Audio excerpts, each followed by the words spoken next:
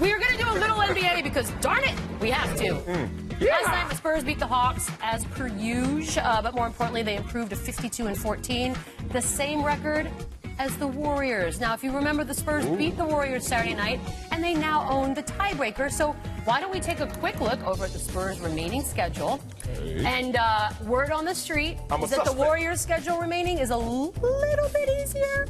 But, you know, no big deal. I think what people need to not get caught up on is, yes, they are the top of the chain right now, but it's the tiebreaker. The tiebreaker, and is again why I'm sort of questioning, and I love Steve Kerr, but why he decided that game to strategize. But he did. It's over. We're here, and now we may come down, which I'm hoping, because as a basketball fan, both conferences are competitive. And we're going to come down to like the last day actually meaning something. So the tiebreaker is what matters, and if the basketball gods are looking, then we're going to have a tie at the end of it all, and boom, Spurs. Are you done? No, I'm not. I'm just trying to procrastinate so we don't have to get to the college part.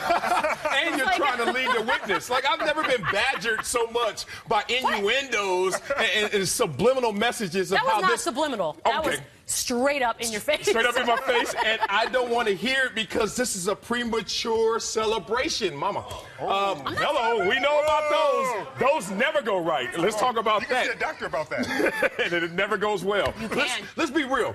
Atlanta, up in the Super Bowl, halftime, third quarter. Doesn't matter. Doesn't matter until you finally hear the final buzzer of the season. What did I just say? You just said a lot of things about that. It doesn't matter, but the tiebreaker could prove to be the interesting part of this equation. But why would you let this enter your psyche because of the home court if you're on the Spurs or the Warriors? I don't think it is. Okay, as long as we By the way, thank you for assuming I was on the Spurs. That's so funny. I really appreciate that. This is the reason why it's okay for her to make that leap. Is because KD still won't be back. True. And as long as KD is out, their defense there being the Golden State Warriors is going to be horrible. When he was playing, they were second in the league in defense. Since he's been gone, they've dropped down to 11th.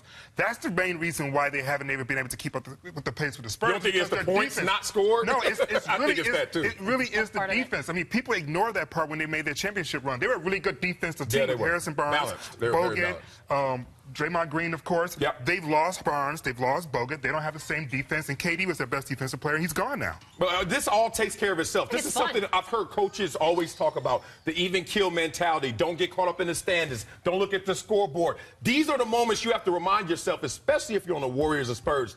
Do not care about this. Win the next game, and then it will all take care of itself. I think the Warriors learned that last year, as we all saw, the very, very, very historically hard way. And I also think the Spurs have been around long enough and have been doing this long enough in the playoffs, Marcellus. But not long. What do you mean? Not to get too far ahead of yourselves. Besides, this is a year in which everyone, since the beginning of the season, has been like, it's going to be the Warriors and the Cavs. I don't even know why we're playing this season. And here we are. Oh, it's interesting. Not me. If we play the tape, which I'm sure we don't have. We don't have that. Of course we don't have the tape.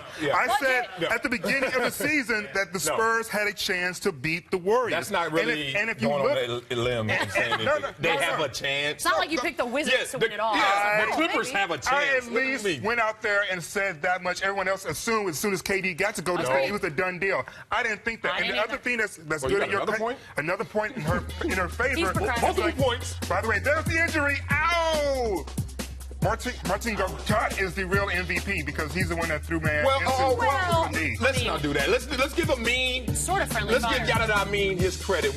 Amin came on here and said Golden State is a slip on a puddle of sweat away from maybe not making it to the final. And he said he went out on a limb? No. That's he not said, going on a limb. Everybody knows that. Everyone kept saying it is going to be the Warriors and Cavs. He said, we remember last year Steph Curry slipping in a puddle of sweat. This year is Gortat falling down, and all of a sudden you see this result with Kevin Durant. I'm sorry, my blind homerism prevented me from actually saying it's just going to be the Cavs and the Warriors. But my job is to sit up here and say what everybody else is thinking, all the experts, and here we are. Things are happening, and this is going to be good.